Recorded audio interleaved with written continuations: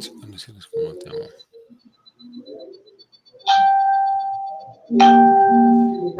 Adelante, padre. Muy bien.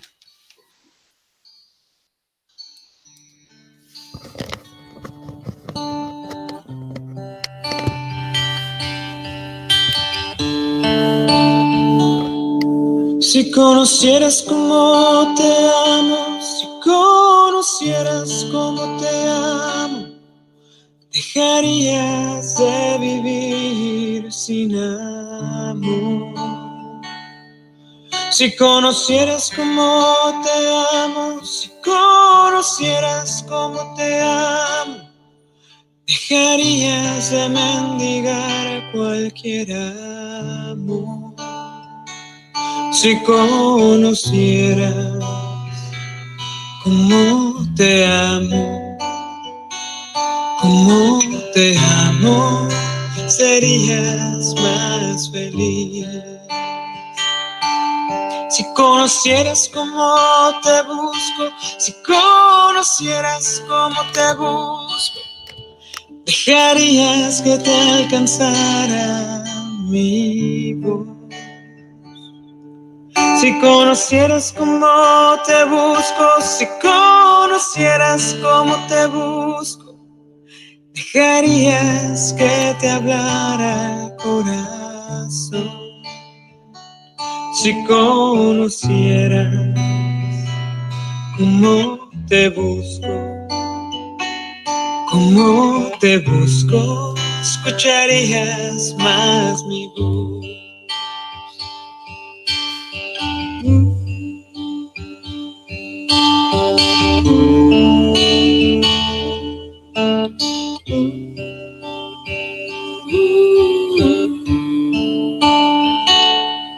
Si conocieras cómo te sueño, si conocieras cómo te sueño, preguntarías lo que espero yo de ti.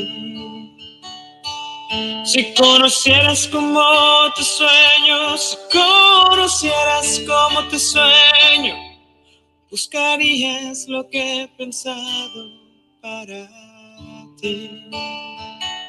Si conocieras cómo te sueño, pensarías más en mí. Si conocieras cómo te amo, si conocieras cómo te amo, dejarías de vivir sin amor. Si conocieras cómo te amo, si conocieras cómo te amo, dejarías de mendigar cualquier amor.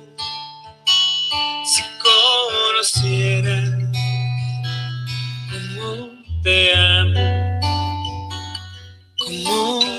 amo, serías más feliz.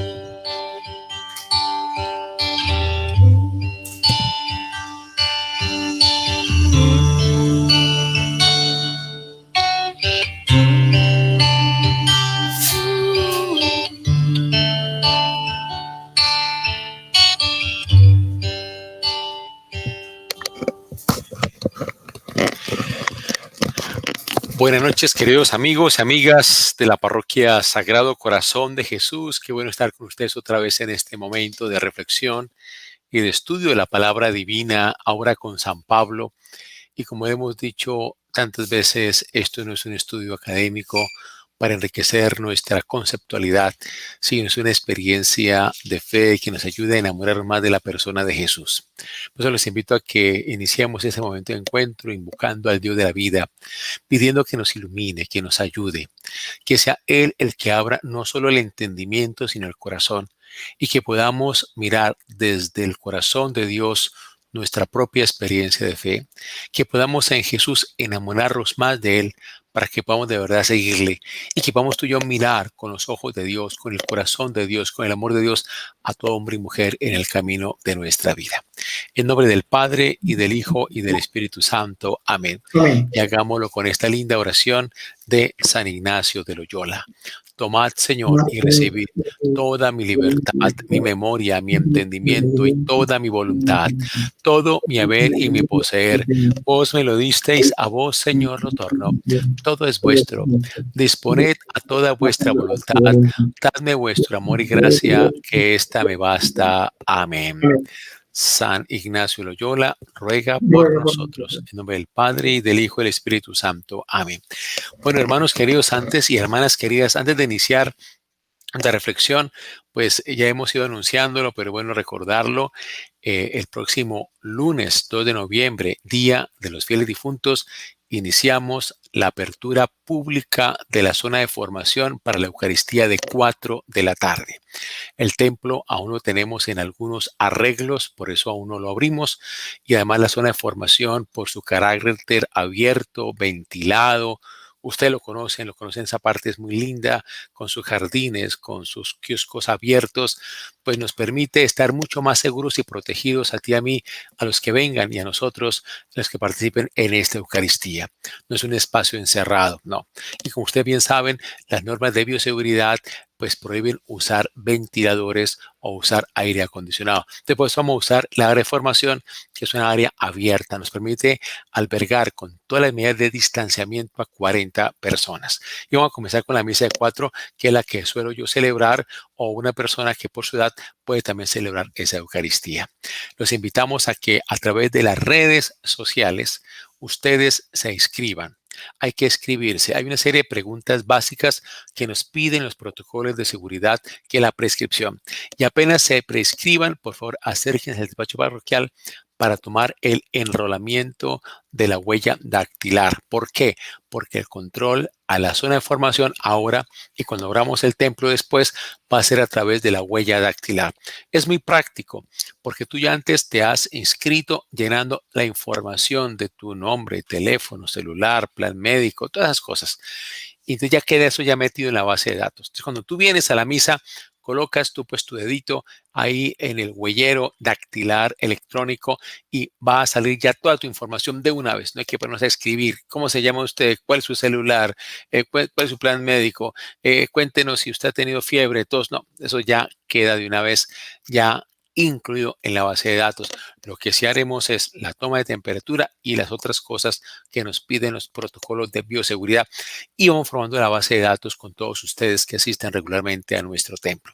Entonces, por favor, diligencien el formulario de inscripción que ya está colocado en las redes sociales. Incluso pues le voy a pedir yo ahorita a Samuel que también lo coloque ahorita en el chat de esta conexión que tenemos por Facebook para que ustedes también la vean y puedan también por ahí entrar, diligencien su formulario y lo segundo, vengan a nuestro despacho para tomar el enrolamiento de la huella dactilar. Entonces ya como dije, abrimos el próximo lunes 2 de noviembre, 4 de la tarde, aquí por la zona de formación, por la calle 44. Recuerden que para esta misa hay que estar una media hora antes, pues por los controles que hay que hacer, la desinfección que hay que hacer, etcétera, que es como normal en todo este proceso que vivimos ahora. Pero qué alegría volver a verlos a ustedes en nuestra Eucaristía habitual, aunque sea limitación en número, pero va a ser una gracia muy grande contar con usted de nuevo, celebrando gozosamente la Eucaristía, experiencia de fe de nuestro Señor. Bueno, ya después de este aviso, seguimos con su tema de reflexión. Hace 8 días estábamos diciendo nosotros que para poder entender bien de qué se trata la conversión de San Pablo, era conveniente entender pues los aspectos de la cultura en los cuales crece Pablo. Decíamos que creció una cultura greco-latina. Decimos nosotros que era un judío de la diáspora y también decimos nosotros que él se pasó al judaísmo palestinense de Jerusalén.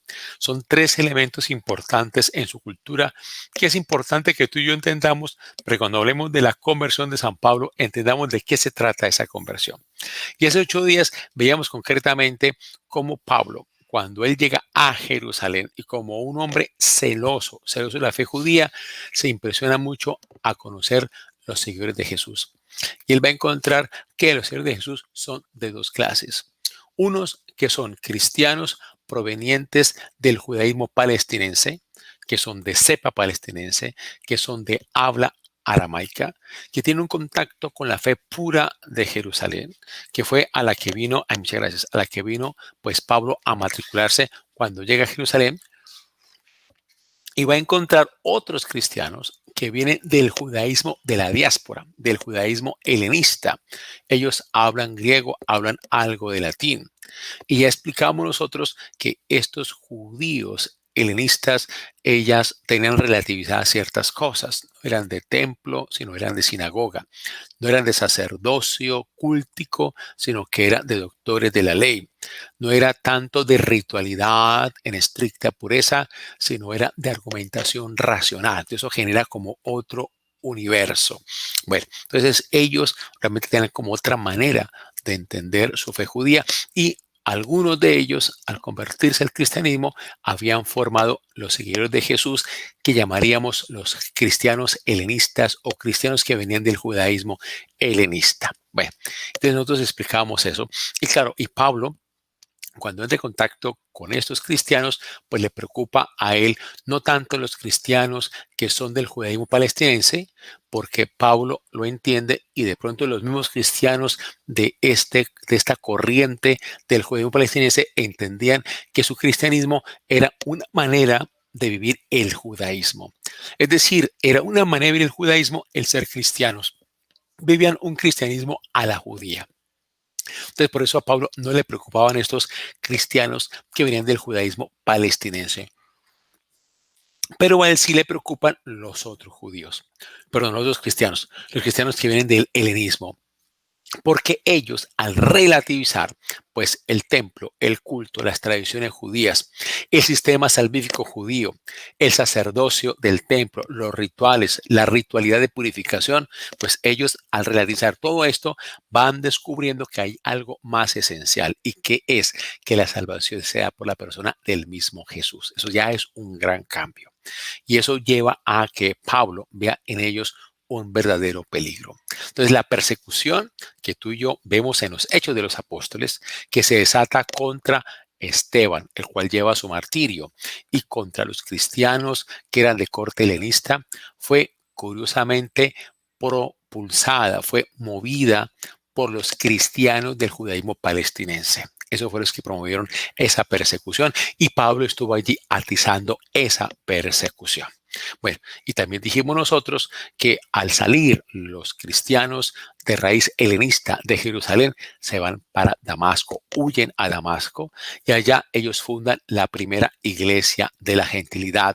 Y claro, y es cuando tú vemos que lo que dio ocasión a la misión entre los gentiles en Damasco fue el mismo Pablo, cuando él, a través de la persecución contra los cristianos de corte helenista, hizo posible que ellos se movieran a Damasco y allá fundaran esta primera iglesia entre los gentiles. Entonces ya vemos nosotros como Pablo, ya desde esta perspectiva, también podríamos decir que él es el apóstol de los gentiles antes de que viva realmente su conversión. Y bueno, y hacíamos esa pequeña anotación exegética que nos va ubicando realmente en la cronología, cómo se forman las tradiciones bíblicas, que en el caso de Marcos, que es un texto posterior, acordemos que Marcos es de años 70, es posterior a lo acontecido con el martirio de Esteban, que es el año 35, como allí nosotros vamos a encontrar en Marcos el relato de lo que va a ser en el caso del endemoniado de Gerasa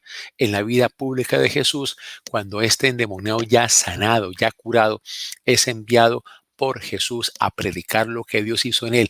En la Decápolis se va este endemoniado ya sanado a hacer el testimonio de lo que Jesús hizo en él, que eso es evangelizar lo que Dios hizo en mí, cómo me transformó, y que este convertido, llamémoslo así, este transformado por la persona de Jesús, es aquel que va a ser posiblemente el evangelizador de Pablo, en cuanto que la Decápolis hace referencia a Damasco.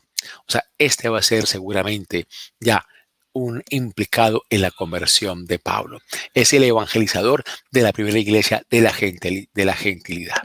Bueno, Entonces, resumimos nosotros, pues que Pablo, pues él persigue con gran fiereza a la iglesia porque esta manera de afirmar de que el judaísmo no es el único medio de salvación, es decir, no son los sacerdotes, no son los rituales, no son las tradiciones judías, no es el templo, no es el culto, no es el sistema salvífico judío como estaba claramente concebido en la tradición judía, sino que hay otro medio de salvación, que es la persona misma de Jesús.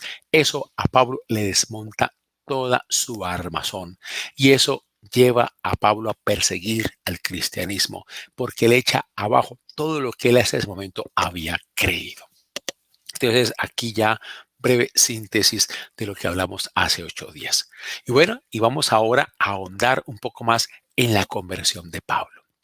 ¿En qué consiste la conversión de Pablo? ¿Cuál es la naturaleza de la conversión de Pablo? Veamos esto. Según lo que hemos dicho hasta ahora, Pablo es un hombre culto, diríamos un hombre muy culto, con una formación antropológica y filosófica de gran envergadura. Ya lo explicamos. Tarso era una ciudad que está al mismo nivel de Atenas, de Alejandría y de Roma en formación filosófica y antropológica. Segundo, es un hombre que está abierto a la conversión de los gentiles al judaísmo, porque él creció en el judaísmo de la diáspora, pero que tiene un celo brutal por el judaísmo mismo, con una fidelidad tan radical por el judaísmo mismo que él llegó al judaísmo de Jerusalén, que es este judaísmo palestinense, mucho más conservador, para ir a las raíces mismas de lo que él sentía era lo que podía posibilitar su fe dentro del judaísmo. Y ese celo tan brutal por el judaísmo es lo que lo lleva en fidelidad a perseguir también brutalmente el cristianismo. Es que eso es lo obvio. Eso va mostrando en Pablo una gran coherencia. Esto muestra de Pablo una fidelidad realmente increíble. Te vean ustedes que hablar de la conversión de Pablo no es hablar de la conversión de un pecador. Es muy distinto como cuando hoy decimos, esta persona era un borracho empedernido y encontró al Señor y se convirtió. O esta persona era un infiel empedernido con su esposo o al revés, su esposa, perdón, o ella con su esposo y encontró al Señor y se convirtió. O esta persona era un ladrón, era un fraudulento, era un engañador, una persona dedicada a la vida disipada y al jolgorio y encontró al Señor y se convirtió. Una persona dedicada a lo ilegal, a lo corrupto, al engaño, a la mentira y se convirtió y se dedicó al Señor. Vea que no es el caso de Pablo. Pablo es una persona fiel a la tradición judía, con todo ese tinglado, como el judaísmo entendía la salvación, y él siendo fiel con gran estrictez, con gran rigurosidad a esta normatividad judía, que es que él da el paso al cristianismo. Entonces ven ustedes que Pablo, que conoció también el judaísmo, que vio tan fielmente el judaísmo, cuando llega a él a captar la significación de la persona de Jesús y la profunda novedad que trae Jesús en relación con el Antiguo Testamento, él no va a improvisar cuando no va a hablar de quién es Jesús y cómo Jesús nos salva a través de sus textos y sobre todo de su testimonio de vida, que es lo que él cuenta a través de sus cartas, las que él escribió. Bueno, entonces ya con esto de que Pablo no es la conversión de un pecador, sino un hombre fiel a su tradición judía y que pasa a la tradición, digamos así, cristiana, vamos a entender un poquito de qué se trata la conversión de Pablo. ¿Cuál es la naturaleza de la conversión de Pablo? Permíteme primero unas palabras breves diciendo que no es la conversión de Pablo. No es. Y para esto es bueno con ustedes recordar una y otra vez, porque tenemos siempre la tendencia a historizar la palabra revelada, a creer que ella nos está contando una narración de hechos cronológicamente ubicados, según una sucesión histórica de eventos. Eso no es la revelación. Recordemos eso, por favor. Yo lo he dicho ya más de una vez y no lo digo yo por ser yo. Eso lo dice la crítica bíblica seria, que capta en la forma como se escribe en la revelación, es una confesión de fe. Lo que tenemos allí es puesto por escrito una tematización de lo que significa en el Nuevo Testamento la persona misma de Jesús como Salvador. O sea, ¿qué significa Jesús Salvador para la comunidad cristiana apostólica? Que es lo que plasma por escrito en el texto que tú y yo conocemos como Nuevo Testamento. Entonces no se nos olvide eso. Entonces, si tú y yo nos vamos a decir que no es la conversión de Pablo, con esto que acabo de decir, la conversión de Pablo no es un hecho puntual que sucede en una hora, en un lugar, en unas circunstancias específicas. Tampoco es una narración de tipo anecdótico acompañada de hechos espectaculares. Tampoco es eso. Entonces, pero ¿cómo? Pero ¿cómo no? Si cuando uno lee la conversión de Pablo y se nos habla de cosas de que se aparece una luz, que hay una voz que se cae a tierra. Vamos a explicar qué significa eso. Vamos a explicarlo ahorita. Pero no es la conversión de Pablo un hecho de tipo anecdótico que está acompañado de hechos espectaculares. Tercero, la conversión de Pablo no implica ninguna cosa externa. No implica ninguna cosa externa, que se puso morado, que se cayó a tierra, que Jesús le dijo, ¿por qué me persigues? Vamos a explicar qué significa este modo de narración, qué significa esa literatura como la tenemos allí puesta por escrito en los textos sagrados, porque repito, nosotros tenemos allí es una confesión de fe, no una narración periodística de un acontecimiento históricamente, historiográficamente vivido. No, estamos ante una confesión de fe y como es una confesión de fe, tenemos tú y yo que captar la significación que está allí presente a través de esa confesión de fe. Ahora, ya con esto, de hecho, ¿qué no es la conversión de Pablo?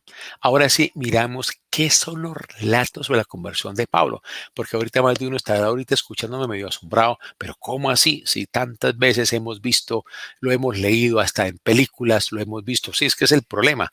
Las películas historizan un lenguaje simbólico y cuando tú y yo historizamos un lenguaje simbólico, lo mitificamos y le hacemos perder su gran riqueza, que es lo que tú y yo queremos hagamos a través de esa reflexión que hacemos en estos cursos de los lunes.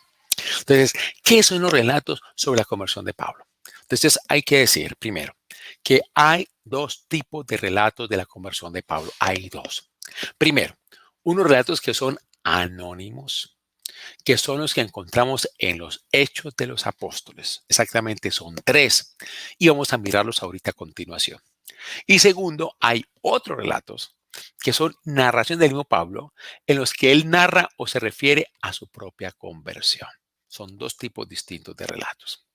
A ver, pero sí se puede afirmar, y en eso sí concuerdan los estudiosos de San Pablo, que tanto los relatos anónimos que tenemos en Hechos de los Apóstoles, como los que escribe el mismo Pablo a través de sus cartas, dejan entender que ambos tipos de relatos se refieren a una experiencia de Cristo resucitado en San Pablo. Esto lo quiero repetir. Todos los relatos, todos tienen que ver con una experiencia de Cristo resucitado en San Pablo, que es lo que tú y yo tenemos que ir a ver en qué consistió esa experiencia. Pero déjenme decirles que todos nosotros hemos tenido experiencias del resucitado. A ver, y déjenme decirles que la única válida de esas experiencias es sentir que hemos acabado con una búsqueda de intereses personales. Es decir, cuando tú y yo en nuestra vida vamos sintiendo que ya no nos buscamos a nosotros mismos, sino que somos capaces de buscar el bien de los otros y sobre todo los más vulnerados, allí hay una auténtica experiencia de Cristo resucitado. Y yo agregaría, con base en lo que estudian muy seriamente todos estos temas, que es la única experiencia válida de la resurrección de Cristo. Cuando tú y yo seamos capaces de dejar de buscarnos a nosotros mismos, dejar de ser buscadores de intereses para ser hombres y mujeres entregados al bien de los demás, esa es la única experiencia válida de la resurrección de Cristo en nuestra vida. Es la única que es realmente válida. La Biblia nos tematiza esa experiencia. Eso es lo que hace el autor sagrado en los textos del Nuevo Testamento. Él lo que hace es tematizar esa experiencia. De allí que los relatos de la conversión de Pablo son una tematización de esa experiencia. Tanto los anónimos, que ya dije están en Hechos de los Apóstoles, como en los otros que son escritos por el mismo Pablo. A ver, y déjenme decirles que hay tres tematizaciones. La primera tematización son unas narraciones, y estas narraciones son simbólicas. Esas son las que encontramos en Hechos de los Apóstoles. Y ahorita vamos a explicar qué es lo simbólico de esa narración. Hay una segunda tematización, que es un lenguaje simbólico. Esto es lo que se llama teología. Hablar de lenguaje teológico es hablar ya de un lenguaje que es simbólico. ¿Por qué? Porque se habla de un Dios que no se ve. Por lo tanto, necesitamos de símbolos para comprender en lo que tú y yo podamos, según nuestras limitadas capacidades de entendimiento y comprensión, poder captar lo que podamos acerca de quién es Dios para nosotros. Entonces, nosotros usamos un lenguaje simbólico que es teológico para poder de alguna manera captar a Dios a quien tú y yo no vemos, pero que podemos experimentar por su resurrección en nosotros. Este tipo de tematización de un lenguaje simbólico lo encontramos en la carta a los Gálatas. Luego vamos a ver ese texto, lo vamos a estudiar con calma. Y hay una tercera tematización que es cuando se da un cambio de vida o de costumbres. Entonces, estamos diciendo nosotros que la tematización de la experiencia de Cristo resucitado se da en los textos acerca de la conversión de Pablo de tres maneras. Cuando son narraciones simbólicas, segundo, cuando hay un lenguaje simbólico y tercero, cuando se habla de un cambio de vida o de costumbres. Ahora, ¿cómo hablamos tú y yo del resucitado? ¿Qué es lo que pasa con Pablo cuando nuestra vida es coherente con el resucitado? Y esta vida será realmente, esta vida coherente será realmente más convincente cuando realmente haya más coherencia. Es que es el único lenguaje convincente para hablar acerca de la resurrección. El lenguaje simbólico es para comprender esto, para comprender cómo nuestra vida se hace coherente con el resucitado y así realmente se hace convincente y se comunica una comprensión de lo acontecido con el cambio de vida por medio de un lenguaje simbólico. Eso es lo que hace Pablo en sus relatos cuando él los escribe o lo que hace la comunidad cristiana cuando crea bellamente estos relatos de la conversión de Pablo. Bueno, entonces vamos ahorita a ver la primera tematización. Estas narraciones simbólicas que están en Hechos de los Apóstoles. Repito, a través de ese carácter simbólico de ese relato se quiere comunicar una comprensión de lo acontecido con el cambio de vida en la persona de Pablo en concreto. Y yo les invitaba hace 8 días a que ustedes leyeran 3 relatos. Les propuse, léanse Hechos 9, 1, 22, que se leyeran Hechos 22, 1, 21 y que se leyeran Hechos 26, 1, 23, para que podamos ahorita ahondar un poco más en lo simbólico y el para qué de estos relatos. Entonces, a ver, si nosotros miramos, ¿no?, los 3 relatos, y yo asumo que ustedes lo han leído, esos relatos coinciden en algunos elementos fundamentales. Lo primero, en los 3 relatos se hablan de Pablo, de cuando Pablo va llegando a Damasco. Cuando él llega a Damasco, él queda ciego por la luz celeste. Los 3 relatos mencionan eso.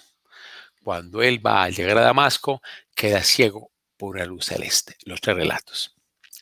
En los 3 relatos, Pablo cae por tierra.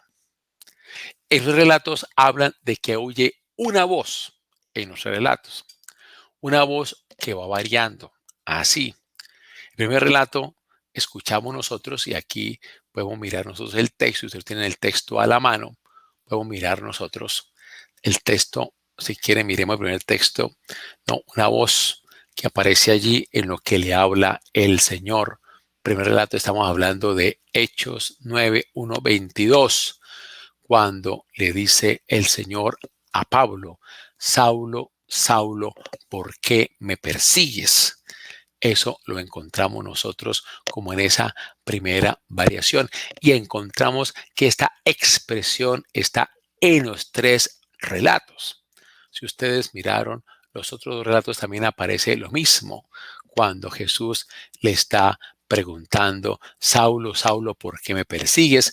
E igualmente eso lo encontramos en 22, 1, 21, y también lo encontramos en 26, 1, 23 también. También el Señor le pregunta: Saulo, Saulo, ¿por qué me persigues? O sea, eso lo encontramos en los tres relatos. Pero ¿qué ocurre? Luego viene una respuesta que hace el mismo Pablo cuando él pregunta: ¿quién eres tú, Señor? Esa pregunta que hace Pablo la hace solo en los dos primeros relatos. Esa pregunta no la hace Pablo en el tercer relato, en el de Hechos 26, pero sí aparece en Hechos 9 y en Hechos 22. Y vea que ante la pregunta de Pablo, Jesús responde. En el primero y segundo relato, soy Jesús Nazareno a quien tú persigues. Y en el tercer relato, el de Hechos 26, pues Jesús responde: yo soy Jesús Nazareno a quien tú persigues. Pero no como respondiendo a una pregunta de Pablo, sino como presentación del mismo Pablo que aparece allí. Bueno, entonces aquí tenemos nosotros que es un punto bien interesante, cómo aparece allí esto y la manera de presentarlo en los tres autores sagrados, pero el autor sagrado en esos tres relatos. Los tres relatos hablan de que se levante y que vaya a Damasco. Y veamos cómo terminan los tres para ver de qué se trata. En el primer relato aparece un tal Ananías que le impone las manos para que se llene del Espíritu Santo, y le llega el Espíritu Santo para que vaya a predicar a los gentiles. A ver, si quieren, miremos el texto. Usted lo debe tener ahí a la mano en Hechos 9, 1, 22. Exactamente veamos nosotros allá en la parte final, cuando ya aparece, aparece el texto, cuando ya le da la misión de Ananías a Pablo. Hay una parte que es muy interesante cuando le dice allí, lo dice la misma presentación que le hace el mismo Señor a Ananías, que aparece allí, como le dice allí el texto. Permítame, yo busco donde aparece, y dice allá, dice en el versículo 15, hablándole el Señor a Ananías. Pero el Señor le dijo: ve, porque he escogido a este hombre para que hable de mí a la gente de otras naciones y a sus reyes y también a los israelitas. Cuando habla de hable de mí a la gente de otras naciones, lo que está diciendo es hablarle de mí a los gentiles. Y eso es lo que pasa después. Ananías va a la casa de Saulo y hace eso, ¿cierto? Lo envía lleno del Espíritu Santo a evangelizar a los gentiles. Veamos nosotros cómo aparece en el segundo relato. En el segundo relato también aparece a Ananías y le dice que lo envía en misión a los gentiles. También eso aparece en el segundo relato. Estamos hablando del texto de Hechos 22. A ver, si ustedes tienen ahí el texto a la mano, vamos a ver. Dice acá, estamos hablando en el versículo 12, versículo 13, y dice acá, versículo 14 sobre todo. Dice así, hablando de Ananías. Luego añadió: el Dios de nuestros padres te ha escogido para que conozcas su voluntad y para que veas al que es justo y oigas la voz de sus propios labios.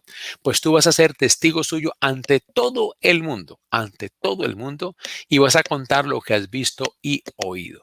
O sea, lo que está diciendo aquí es que lo está enviando a los gentiles, a todo el mundo. Y vamos nosotros al tercer relato. El tercer relato no aparece a Ananías. Ahí Pablo, dando testimonio de su conversión, no menciona a Ananías. Menciona que es Jesús mismo quien lo envía, y lo envía a los gentiles. Vean ustedes en Hechos 26, como va contando el relato. Si tú quieres, podemos ir a mirar, como dice acá en el versículo 16 sobre todo. Pero levántate, ponte de pie, porque me ha aparecido a ti para designarte como un servidor y testigo de lo que ahora has visto y de lo que todavía has de ver de mí. Te voy a librar de los judíos y también de los no judíos a los cuales ahora te envío. Ahora dice, te mando a ellos para que les abras los ojos y no caminen más en la oscuridad, sino en la luz para que no sigan bajo el poder de Satanás.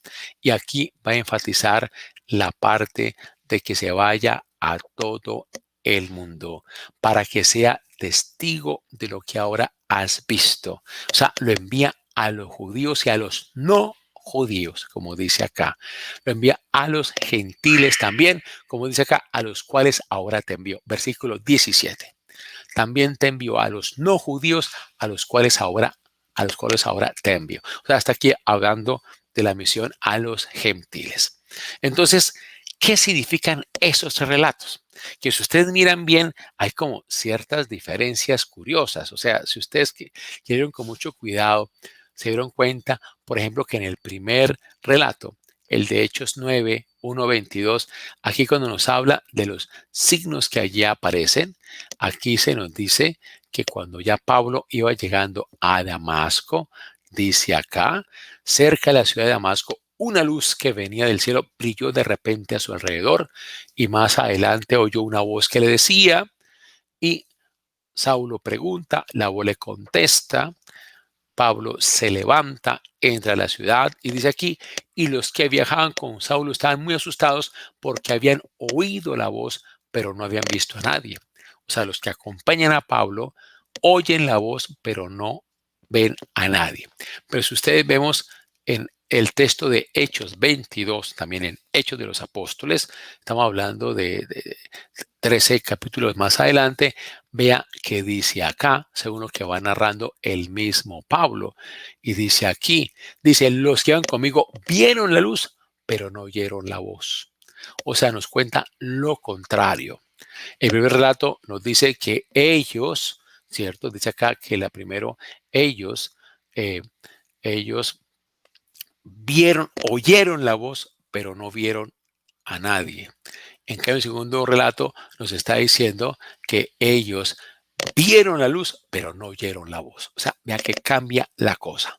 Entonces, ¿es que acaso está el autor sagrado aquí mintiendo porque se está contradiciendo? No, porque ya hemos dicho, él está contando es una confesión de fe. A él no le interesa contarnos detalle a detalle un hecho histórico acontecido como un evento periodístico. Nos quieres contar una captación de lo que significa la acción del resucitado en la persona de Pablo, que ya es diferente. Bueno, entonces, si nosotros vamos al texto mismo que estamos diciendo, ¿a qué va todo esto? O sea, en lo que están de acuerdo los grandes autores acerca de estos tres relatos, se trata de una teofanía. Una teofanía es un tinglado de cosas que se arma para hablar de una acción de Dios invisible. Es una teofanía como la que tenemos en Sinaí o como la que tenemos en el Tabor. Es muy curioso cuando usted lee en ese texto que llamamos de la transfiguración, que es realmente un texto precioso, realmente donde hay toda una significación de la persona de Jesús preciosamente allí comprendida. Si ustedes leen con cuidado, allí nunca se menciona Tabor, jamás se menciona. Lo del monte Tabor ya es algo posterior, sobre todo que quedó en la tradición cristiana después de los bizantinos presentes en Tierra Santa. Bueno, pero entonces en Sinaí, como el Tabor, también tenemos ejemplos de teofanías, que son cosas que se arman para hablar de una acción de Dios invisible. Entonces, si nosotros miramos esos tres relatos en lo que tienen en común, la caída en tierra, la voz, la luz, son símbolos para revestir la teofanía. ¿Qué es lo que pretenden estos relatos? Es narrar un cambio existencial en la vida de Pablo. Este relato tiene una sola finalidad, los tres relatos, y es justificar desde la fe la misión de Pablo a los gentiles. Vean que los tres mencionan esta Ananías o no está en Ananías, mencionan claramente que Pablo es enviado a los no judíos, es enviado a los gentiles. Entonces lo que se quiere es justificar desde la fe la misión de Pablo a los gentiles. Esto quiere decir que estos son relatos etiológicos. ¿Qué es un relato etiológico?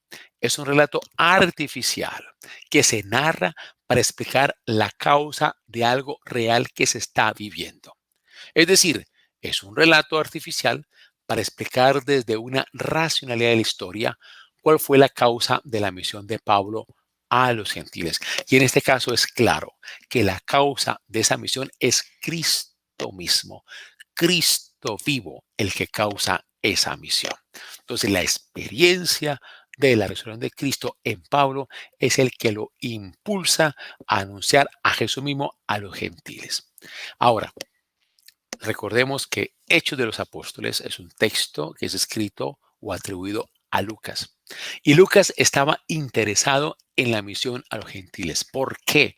Pero cuando Lucas escribe Hechos de los Apóstoles, y aquí estamos en el año 90, no hay más iglesia que la iglesia de la gentilidad. Ya la iglesia, llamémoslo así, de los cristianos que venían del judaísmo en Jerusalén, en esa Jerusalén que era de ese judaísmo palestinense que ya lo explicamos, ya no existía. ¿Y por qué no existía?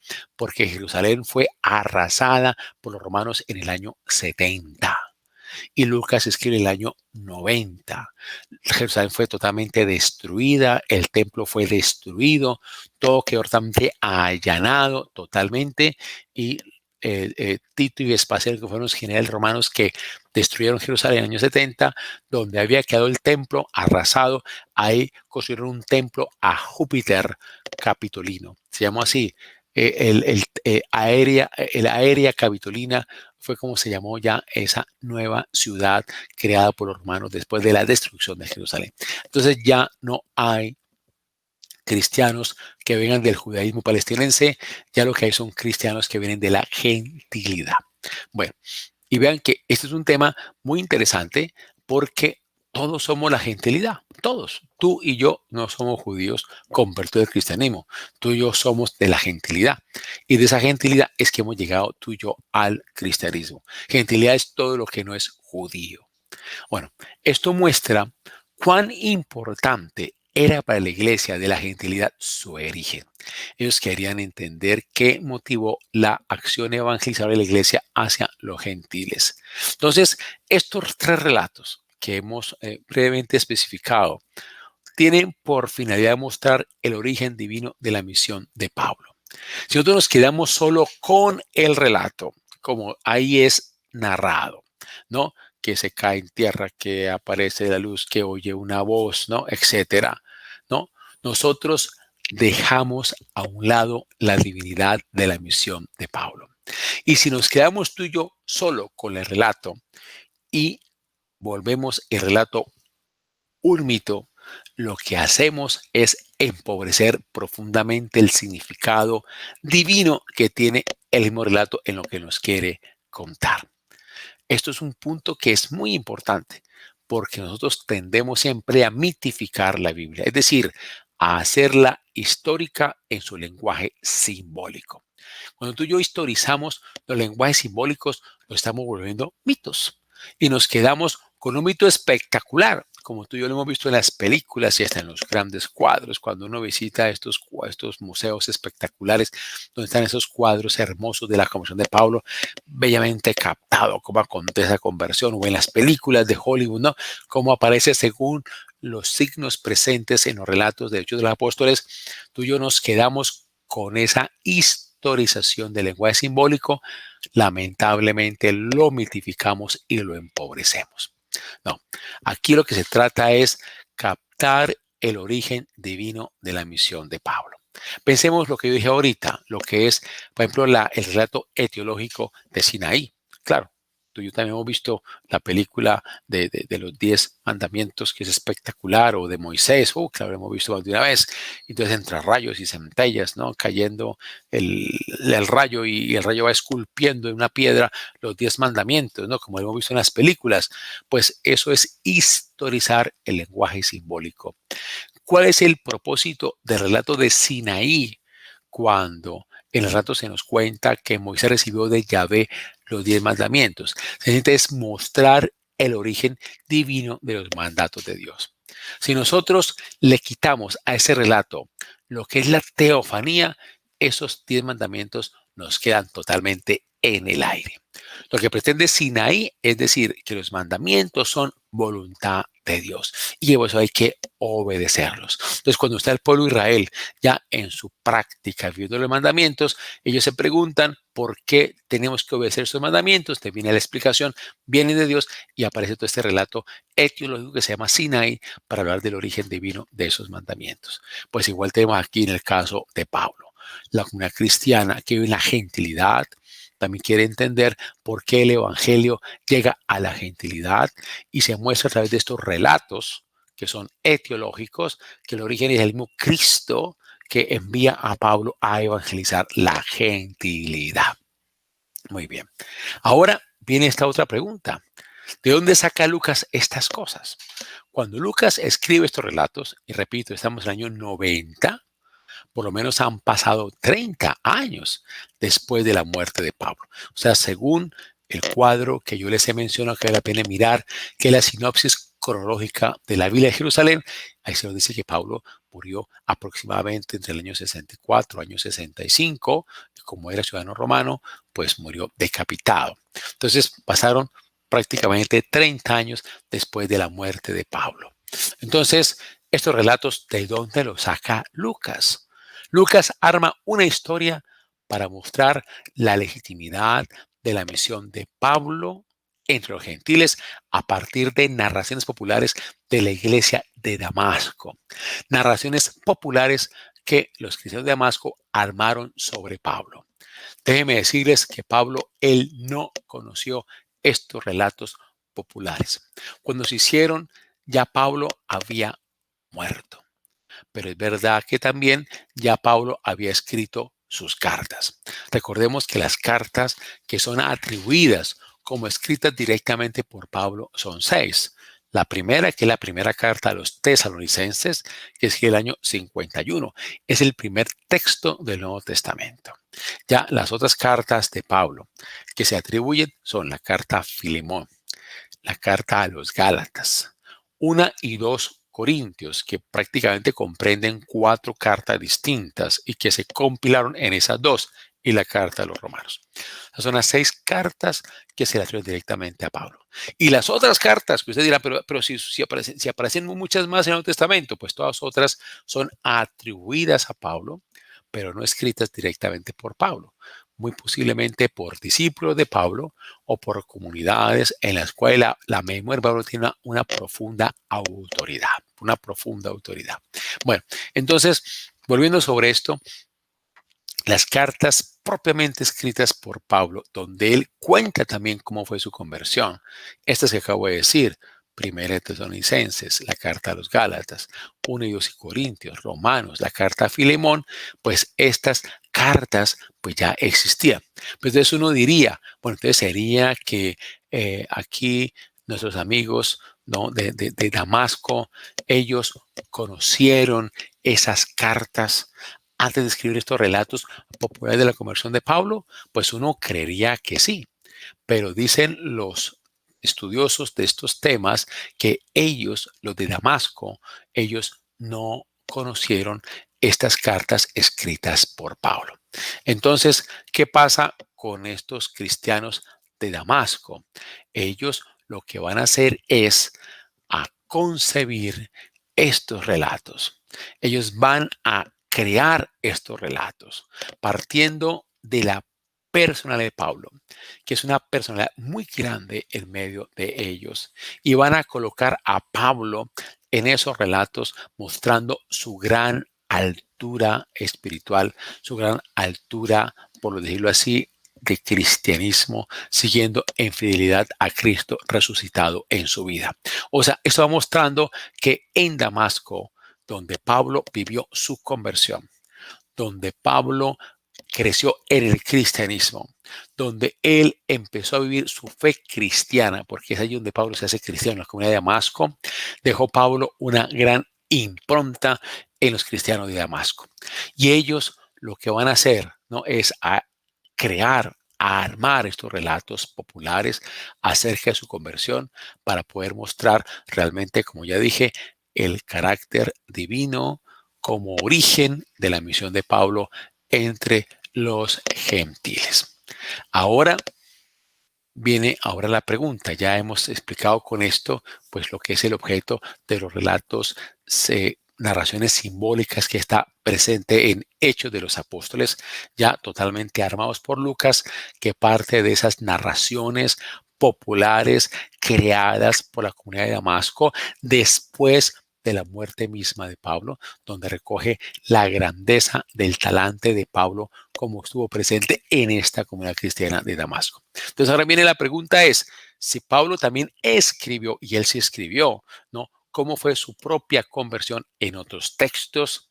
La pregunta es, ¿cómo se relacionan, cómo se parecen tanto los relatos que encontramos en Hechos de los Apóstoles como con aquello donde Pablo él mismo cuenta su propia conversión? Entonces vamos ahí a ver tú y yo eso en la carta a los Gálatas, que sí es una carta escrita por el mismo Pablo, ¿no? Entonces ustedes, lo voy a poner como esa tareita, va a ser la tareita para en 8 días. Gálatas 1, 13, 17. Léanse en eso.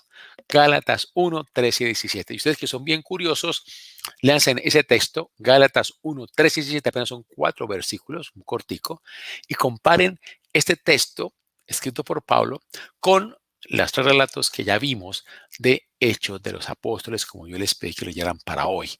El de Hechos 9, 1, 22, Hechos 22, 1, 21 y Hechos 26, 1, 23. Entonces vean ustedes la diferencia que hay entre esos 3 relatos, narraciones simbólicas, con el mismo texto de Gálatas, donde ustedes van a ver que allí hay un lenguaje simbólico donde realmente se da cuenta de una experiencia de Dios, un Dios que no se ve y del cual que se quiere dar cuenta. Entonces van a ver ustedes como la diferencia entre ambos tipos de relatos. Te vamos a dejar entonces hasta acá y ya les dejo esta tareita para de hoy en 8 días. Bueno, y muy invitados, y ya con esto ya me despido, a la charla del día de mañana. Saben que los martes hemos creado un espacio, me parece muy enriquecedor de reflexión para todos nosotros, de modo a que podamos vivir mejor nuestra fe, pero sobre todo servirla en el servicio a los demás. Y mañana hemos invitado a ojo lo que voy a decir, a un pastor evangélico de nombre Harold Segura. Él tiene un doctorado en teología bíblica y se ha especializado en una teología bíblica desde los niños. Como estamos en octubre, y ahora el 31 de octubre celebramos el Día de los Niños, queremos cristianizar esa fiesta. No hablemos de Halloween, hablemos de la fiesta de los niños, bellamente. Pues veamos desde los niños qué podemos decir de la misma teología bíblica, lo que nos va a ayudar este eminente pastor evangélico que es costarricense. De ella se va a conectar para hablarnos el día de mañana. Algunos se escandalizará, pero ¿cómo es posible? ¿Por qué tenemos que ir con los evangélicos? Pues si se van a escandalizar de eso, escandalícense del Papa. Recordemos que el Papa, la Fratelli Tutti, acordémonos nosotros, este excelente documento que estamos estudiando aquí ya los días jueves. Acuérdense ustedes que este documento es inspirado de su encuentro con el gran imán Ahmad al-Tayeb. El gran imán quiere decir el gran líder musulmán de Egipto. Eso el Papa la escribe a partir de su encuentro con este gran imán y teniendo en cuenta lo que él y el imán escribieron en un documento precioso de febrero del año pasado. Documentos sobre la fraternidad humana por la paz mundial y la convivencia común. Y si ustedes han leído la Laudato Si, que es realmente un documento realmente riquísimo acerca del cuidado de la casa común, también fue esto escrito con inspiración del gran patriarca de Constantinopla, el gran patriarca Bartolomeo, en el cual también él encuentra allí una gran riqueza para lo que es la doctrina de la iglesia en este tema. Veamos que el Papa nos da ejemplo de acudir a otras religiones y a maestros de otras religiones para poder aprender de ellos y seguir enriqueciendo mucho más nuestra fe cristiana católica. Porque recuerden que la fe católica nunca es excluyente, siempre es incluyente y es una mirada universal donde quiere comprender esa visión rica de humanidad que está presente en todo hombre y mujer y aprendemos de otros y de otras. De mañana, muy invitados a la conferencia del doctor Harold Segura a las 7:30 de la noche. Y por favor, ya como al comienzo, no dejen de inscribirse los que quieren venir a la misa de 4 de la tarde a partir del próximo lunes. No dejen de inscribirse a través de nuestras redes. A través de nuestras redes, se escriban y vengan aquí al despacho para tomar el enrolamiento y la huella dactilar para el control de acceso a toda la información usando la tecnología biométrica. Bueno, mis queridos amigos, esto es todo por hoy. Voy a darle la bendición, que el Señor nos ayude y nos acompañe y nos permita... ¿Sí? Necesito recordar que el capítulo 3 de Fratelli Tutti el jueves va a ser de 7 a 8 para que yo ve que de 8 a 9. Ay, muchísimas gracias. Vamos a recordar, sí, gracias Samuel, sí, recordamos eso, sí, el próximo jueves vamos a tener los que estamos en el estudio de la Fratelli Tutti, que hay algunos aquí en este grupo que lo están haciendo, nos encontramos el jueves no a las 7:30, sino a las 7, de 7 a 8. ¿Y por qué lo vamos a hacer de 7 a 8? Porque lo vamos a hacer por la página principal del perfil de Facebook. ¿Por qué? Porque al mismo tiempo estábamos, por un lado, en la página principal, estando en la Fratelli Tutti, y en la otra parte de comunicaciones estábamos en los talleres de oración y vida. Pero ¿qué estaba pasando? Que al encontrar dos actividades al mismo tiempo, nos estábamos quitando la clientela unos a otros. Entonces, algunos de nosotros quieren estar en los talleres de oración y vida, y de los talleres de oración y vida quieren también estar en la Fratelli Tutti. Entonces, me pareció muy sabia la posición de Samuel, que de 7 a 8, Fratelli Tutti, por el perfil principal de Facebook, y de 8 a 9, los hermanos de TOV, Talleres de Oración y Vida, en esa linda experiencia de orar con el Padre Ignacio Larrañaga.